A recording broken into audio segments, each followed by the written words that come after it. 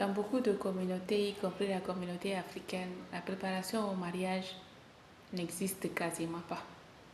Quand je dis préparation au mariage, c'est-à-dire la préparation aux réalités du mariage n'existe quasiment pas. Alors ne parlons même pas des hommes parce qu'eux, on ne les touche même pas.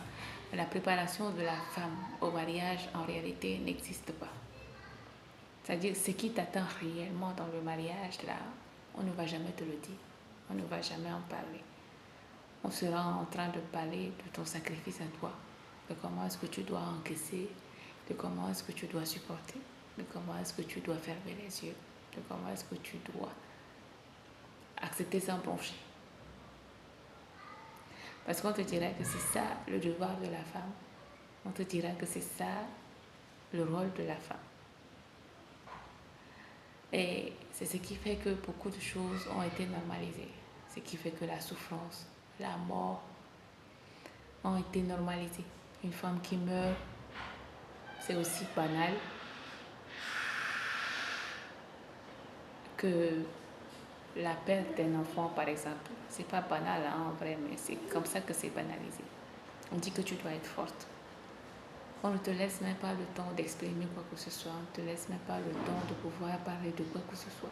On ne te laisse même pas le temps de pouvoir digérer quoi que ce soit. C'est-à-dire, tu entres dans un cycle sans fin. Mais moi, ce à quoi je veux réellement venir, c'est la dépression postpartum. Déjà, on n'est pas préparé à l'accouchement. On ne sait pas ce que c'est que la maternité. Pour celles qui ont encore la chance d'avoir des mamans, des vraies mamans à côté d'elles, c'est mieux. Il y en a d'autres qui sont seules en fait. Elles doivent se débrouiller toutes seules. À elles d'apprendre leur propre raison, à leur façon et à leur rythme. Elles n'ont jamais eu de mère en fait. Donc elles ne savent même pas ce que ça s'appelle être une mère pour quelqu'un, avoir une mère dans sa vie. Mais ça, c'est un autre sujet.